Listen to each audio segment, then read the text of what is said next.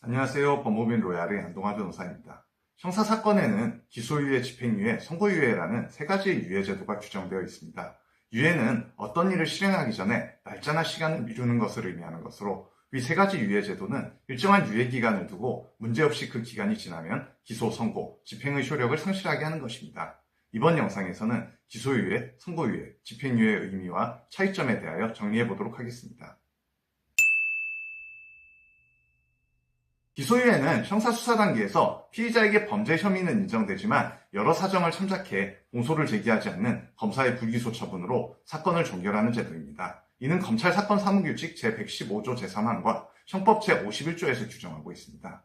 기소유예는 검사가 여러 가지 정황을 종합적으로 살펴볼 때 형사 공판에 넘길 정도로 피의자의 혐의가 무겁지 않다고 판단하여 하는 조치로서 피의자 입장에서는 범죄 혐의가 인정된다고 판단됨에도 전과 기록이 남지 않게 된다는 장점이 있습니다.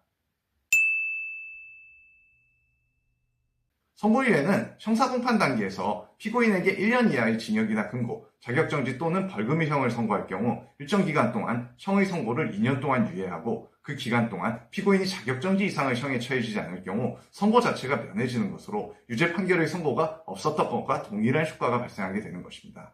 이러한 선고유예는 형법 제59조, 형법 제60조에서 규정하고 있습니다.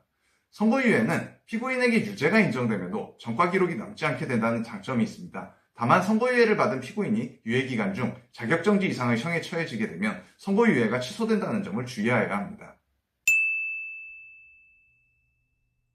집행유예는 형사공판 단계에서 피고인에게 3년 이하의 징역이나 금고 또는 500만 원 이하의 벌금의 형을 선고하면서 일정 기간 집행을 유예하고 그 기간이 경과한 뒤에는 형 선고의 효력을 상실시키는 제도를 의미합니다. 이는 형법 제62조에서 규정하고 있습니다.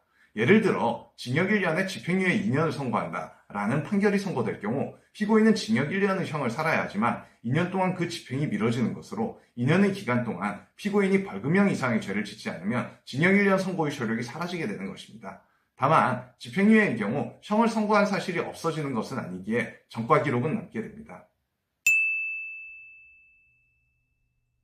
기소유예는 형사수사 단계에서 검사가 공소를 제기하지 않고 사건을 종결시키는 불기소 처분이라는 점에서 형사공판 단계에서 법원이 피고인에게 내리는 선고유예, 집행유예와는 차이가 있으며 기소유예는 피의자의 범죄 혐의가 유죄인지 무죄인지 여부를 가릴 수 없는 단계에서 사건이 종결된다는 점에서 피고인의 범죄 혐의가 유죄로 인정이 되는 선고유예, 집행유예와의 차이점이 존재합니다. 또한 기소유예, 선고유예의 경우 전과 기록이 남지 않게 되지만 집행유예의 경우 전과 기록이 남게 된다는 차이점이 존재합니다. 지금까지 기소유예, 선고유예, 집행유예의 의미와 차이점에 대하여 알아보았습니다. 기소유예, 선고유예, 집행유예와 관련한 자세한 내용과 관련 사건 성공 사례들은 법무법인 로얄 안동화 변호사의 블로그에서도 확인하실 수 있습니다. 더 많은 법률 정보로 찾아뵙도록 하겠습니다.